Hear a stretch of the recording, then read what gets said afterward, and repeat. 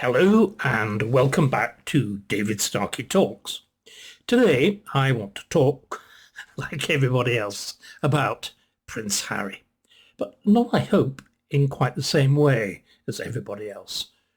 I want to address something fundamental, something that I rarely talk about publicly because it seems to me generally you need to know somebody rather well to comment on that thing called character.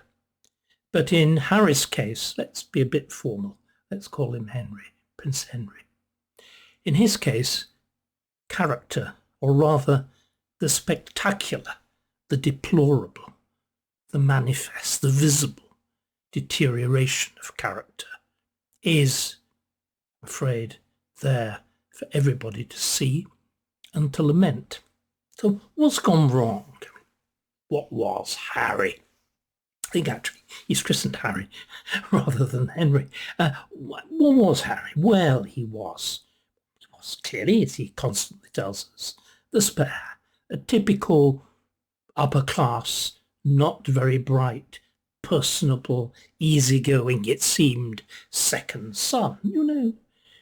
William rather serious, Harry careless, silly, self-indulgent, Nazi uniform wearing, buttock exposing at strip parties in Las Vegas, all that kind of thing. In short, a very typical, well, just what? Hooray Henry, a hooray Harry. Finding himself, of course, as so many did, so many do, so many will, such young men in the army. Its discipline, its comradeship, its require junior officer, the necessity to assume responsibility to your men, obedience to commanding officers, a degree of decorum, despite mess behaviour with your brother officers and so on.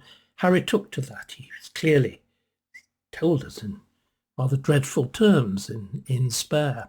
He was a brave soldier, an effective one. He killed. Soldiers have to do.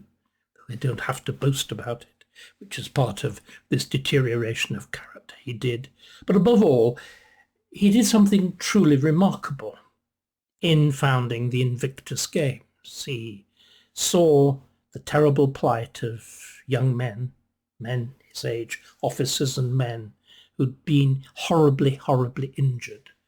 They were young men like him, usually, let's be blunt, without much of a brain, but good bodies. They were intensely physical. They'd lived through their physicality in the army, physicality probably in sex and whatever, and suddenly they're horribly, horribly injured.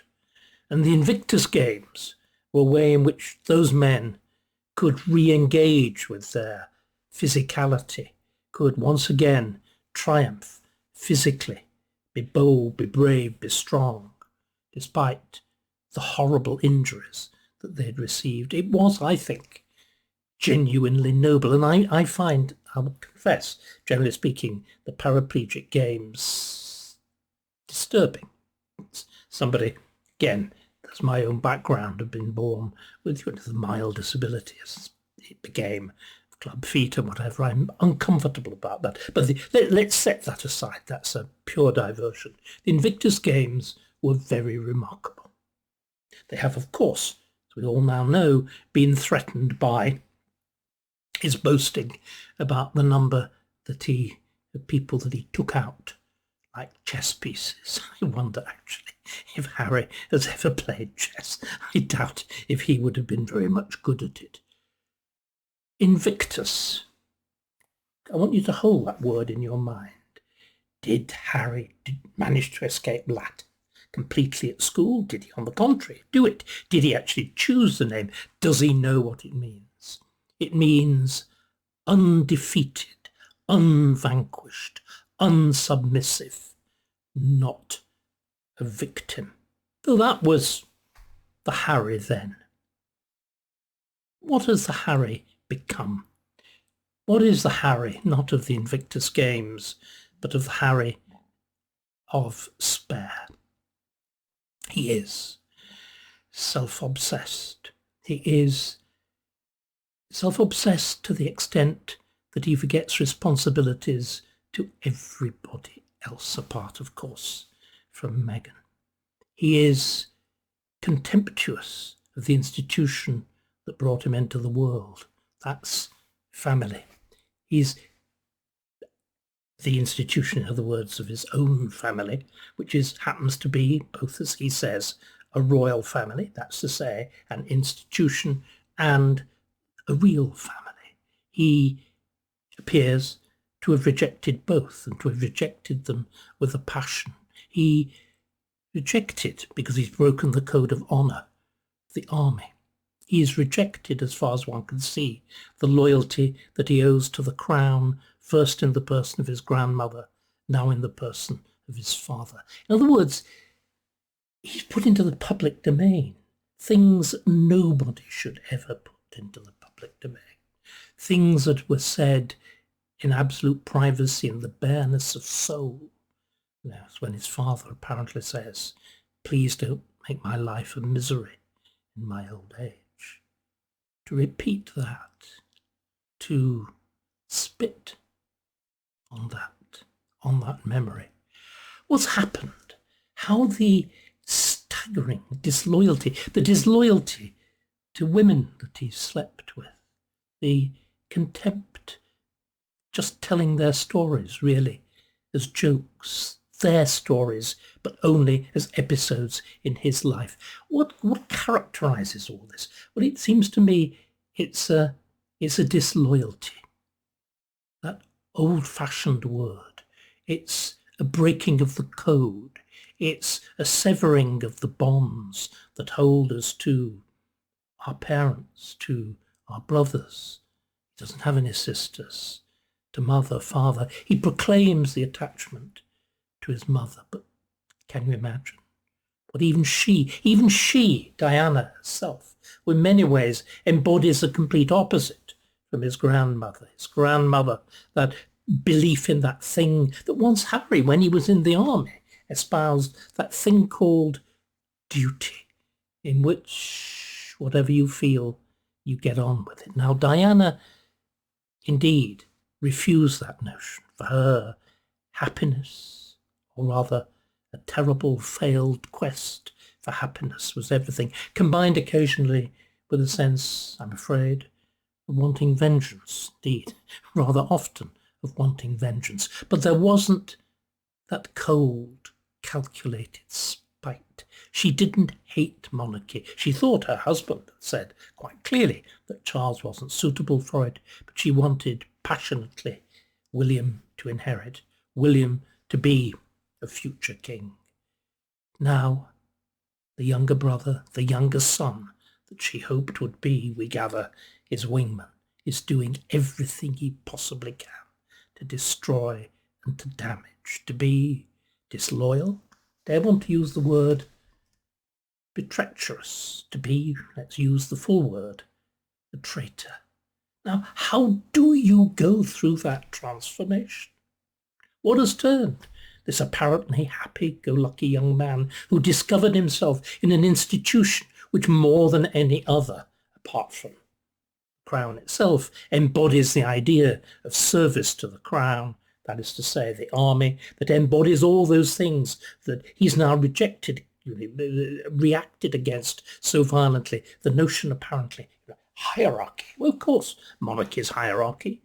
King on top, Prince of Wales next, and then, for a period of time, him as the spare next. And then, of course, the hierarchy shifts. But the army is intensely hierarchical. Again, an institution founded on unconditional service, on loyalty, on bonds that transcend reason and are and should be all the stronger for that. How do you break that? Not simply his own sense of self and obligation, to his father, to his grandmother, to his family, to the crown, but the oaths that he would have actually have sworn as an officer. How's it got broken? Well, I think again, it's that word Invictus, which means unvanquished. That's to say, not a victim. Those men that he helped. Those men so badly, so horribly injured, they recovered their self-esteem, not by lying there whinging on their beds, not saying I've lost a limb, or in some cases I've lost both limbs, not saying I've lost an eye, or in some cases both eyes, not saying I've been disfigured a bit, but often hideously disfigured. They didn't lie there wailing and moaning about their victimhood. They got up, they got off their beds, even if only in a wheelchair, even carried off their beds. They went to a gym and they worked out. They said, we're not going to be victims. We're going to take charge of our lives. And Harry, the old Harry, offered them the opportunity to do that. What's he done himself now?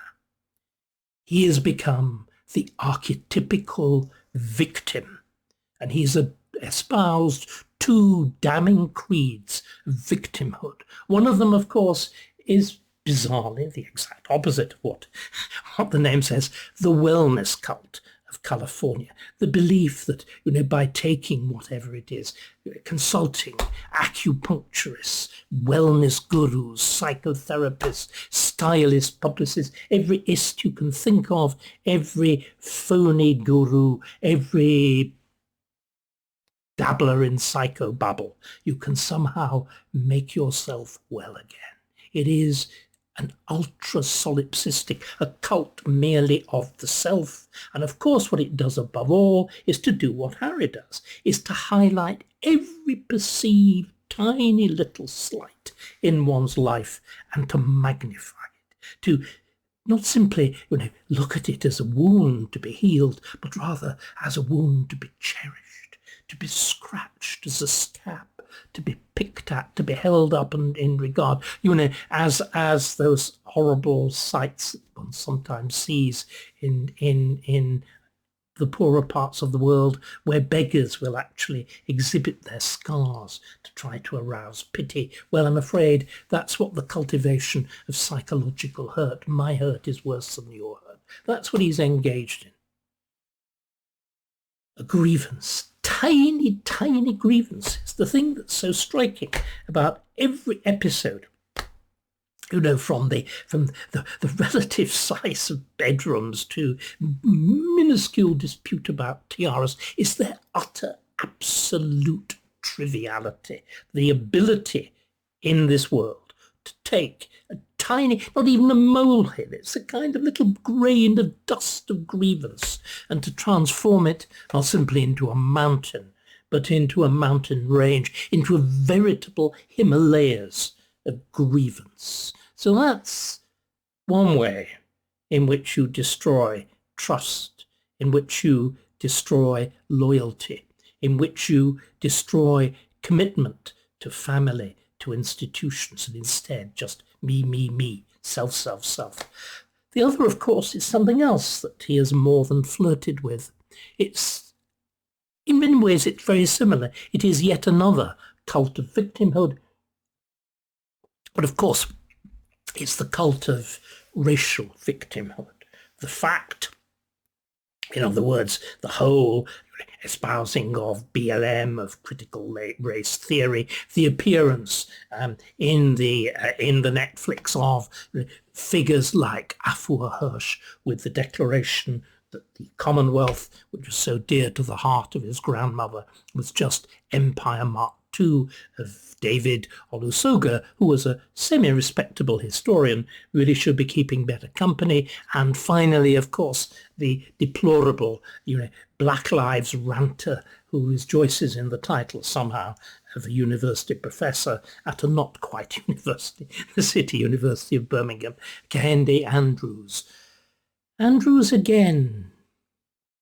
Well, we've seen what all this amounts to. Once again, it is the whole of critical theory is the cultivation of grievance. Grievances must never be forgotten. Grievances must never be forgiven. Grievances, however far they lie back in the past, however much they have been expatiated, as, for example, by Britain's abolition of slavery and the extraordinary campaign fought by the Royal Navy, the grievance of slavery, that racial slur can never, ever be forgotten.